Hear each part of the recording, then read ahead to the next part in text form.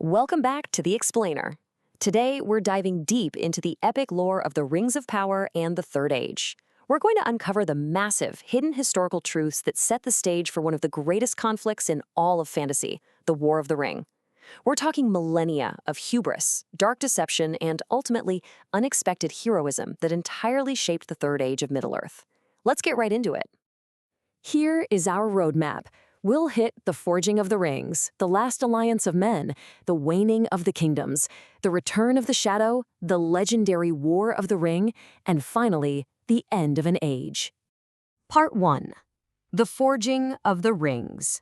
So, picture this. The First Age ends, the great enemy Morgoth is overthrown, but his absolute worst servant, Sauron, he survives. Unwilling to face judgment, he literally hides out in Middle-earth, just biding his time as the world moves on. Meanwhile, the world is actually experiencing a golden age. Over in the realm of Aragion, the Elven jewelsmiths are hitting unprecedented levels of skill, and a high road connects them directly to the great mansions of the dwarves in Khazad-dûm. A friendship sparks between elves and dwarves like we have never seen since. But you know, this incredible era of peace and creation, it actually set them up for a massive, terrible vulnerability. Enter Sauron, the ultimate master manipulator. He sees this elven obsession with creating a beautiful world, and he completely uses it against them. He puts on this beautiful, noble disguise and calls himself Onatar, which translates to the Lord of Gifts. He basically preys on their deep, deep yearning to make Middle-earth just as perfect and blissful as the immortal lands they left behind. Under his subtle guidance and vast knowledge, the Elven-smiths reach the absolute height of their craft. Together, they forge the Rings of Power. But here's the catch. In secret, right in the fires of Mount Doom, Sauron crafts the One Ring to rule all the others. He literally pours his own life force and strength into it to govern the rest. And then he weaponizes these artifacts. He hands out 7 to the dwarves, which completely consumes them with an overmastering greed for gold. He gives 9 to men who, let's be honest, were the easiest to ensnare. They got their glory, sure, but they ultimately faded into wraith. But wait, what about the elves? Well, the second Sauron slipped that one ring onto his finger, the elves instantly realized they'd been played. They immediately took their rings off and managed to hide the 3 most powerful ones, Narya, Nenya, and Vilya. The absolutely crucial detail here is that these 3 rings were forged by the Elven-smiths Celebrimbor completely alone. Sauron's hands never actually touched them. Now, they were still bound to the fate of the One Ring, for sure, but they were kept pure, used only by the wise to hold back the decay of time. Part 2. The Last Alliance of Men. Sauron was absolutely enraged that the elves escaped his trap, so he declares open, all-out war. Fast forward a few centuries, and his power is just so overwhelming that a desperate, united front is basically the only option for survival. So the exiles of Númenor, led by Elendil, and the elves, led by High King Gil-galad, formed the Last Alliance. They literally march right on the Blackland and besiege Sauron's dark fortress, Barad-dûr, for 7 grueling years. The cost? Completely devastating. Sauron himself comes out to fight. Both Gil-galad and Elendil are killed, and Elendil's legendary sword, Narsil, snaps in half right beneath him. Then, in this desperate moment, Elendil's son, Isildur, grabs the broken hilt of his father's sword and actually cuts the ruling ring right off Sauron's hand, vanquishing his physical form. But here is where the tragic hubris of men completely seals the fate of the Third Age. Elrond is standing right there, begging Isildur to cast the ring into the fires of Mount Doom, and Isildur just says no. He claims it as wergild, basically a blood price, for his father and brother. He simply couldn't bring himself to destroy it. Now this brings up a really fascinating dynamic about the corrupting nature of power. Did Isildur actually claim the ring as his prize, or was the ring already orchestrating its own escape back to its master? Think about it. While marching north, Isildur's camp gets ambushed by orcs at the Gladden Fields.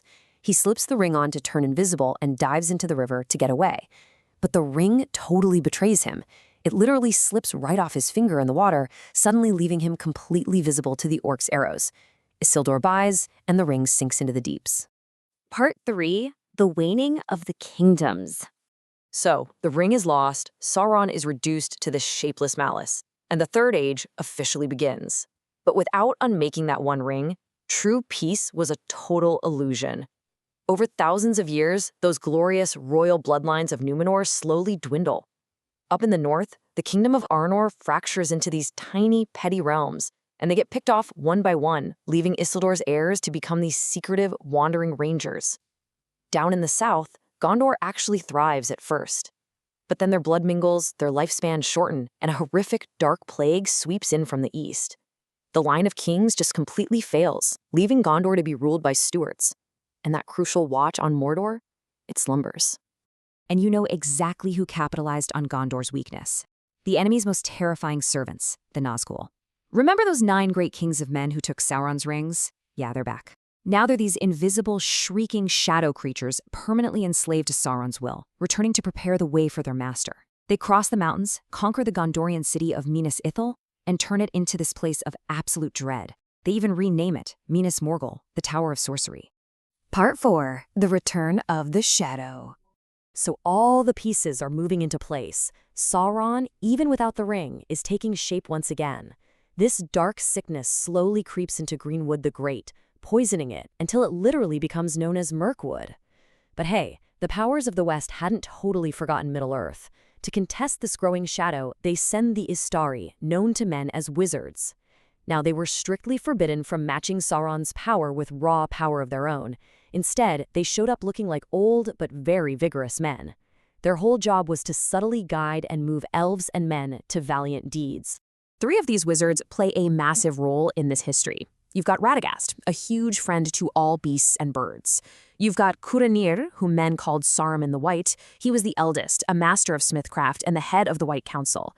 And then, of course, you have Mithrandir, better known to us as Gandalf. He was a vigilant wanderer who never made a lasting home, but worked incredibly closely with Elrond and the Elves. Now, it was actually Gandalf who first suspected that the darkness in Mirkwood was Sauron returning, and he urged the White Council to strike swiftly. But Saruman counseled waiting. And why? Because Saruman's pride had completely taken over. He had studied the lore of the Rings of Power so deeply that he essentially turned into the very enemy he sought to defeat. He was actually envious of Sauron. He secretly wanted to find the Lost One Ring and wield it himself to order the whole world to his will. Part 5. The War of the Ring. So, despite Saruman dragging his feet, the wise eventually drive Sauron out of Mirkwood, but honestly, it was way too late. He had already prepared his return to Mordor. Sauron gathers this massive strength, orcs are multiplying, the Nazgul ride forth, and even Saruman openly reveals his treachery from his fortress of Isengard. All the grand strategies of the mighty lords were failing. But here is the absolute most magnificent twist to this entire history. Deliverance did not come from some powerful elf lord or a Númenorian king. It came from the Perianath, the Halflings, a small, completely overlooked people just living quiet lives in the West.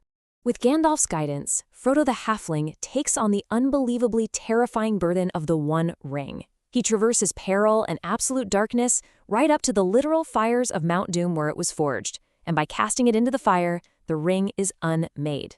Sauron is utterly, instantly vanquished, passing away like a shadow of malice. And back in Gondor, a seedling of the White Tree finally blooms once more, right as Aragorn, the true heir of Isildur, reclaims his rightful throne. Part 6. The End of an Age. The Dark Tower crumbles. The might of men is completely renewed. But this victory, it carries a really poignant, bittersweet cost. See, after the battle, a massive secret finally comes to light.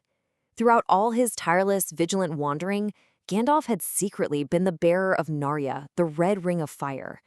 It had been entrusted to him the moment he arrived in Middle-earth by Círdan the Shipwright with this gorgeous prophecy, that he would use it to rekindle hearts to the valor of old in a world that grows chill. And man, Gandalf absolutely fulfilled that mission perfectly. But here is the tragedy of it all. Because those 3 elven rings were fundamentally tied to the magic of the One Ring, destroying the one meant the power of the 3 completely failed. All that preserved bliss and ageless beauty of the elven realms like Rivendell and Lothlorien, it just started to fade. Think about that sacrifice. To finally defeat Sauron, the elves basically had to sacrifice the very magic that preserved their own homes in Middle-earth. And so, the Keepers of the Rings, Elrond, Galadriel, and Gandalf, they take a white ship at the Grey Havens and pass into the ancient West. The time of the elves was officially over, and the dominion of men had begun. As those white ships disappeared over the horizon, they literally took the magic of the Elder Days right along with them, leaving the entire world to mortal hands. We've explored a massive, sweeping history full of hubris and division, sure, but also of incredible sacrifice and the powerful truth that salvation often comes from the most humble of hands. So as you look at the world around you today, right here in our own dominion of men, how do these ancient lessons of unchecked power and totally unexpected heroism still apply? Thanks so much for joining me on this explainer, and as always, keep learning.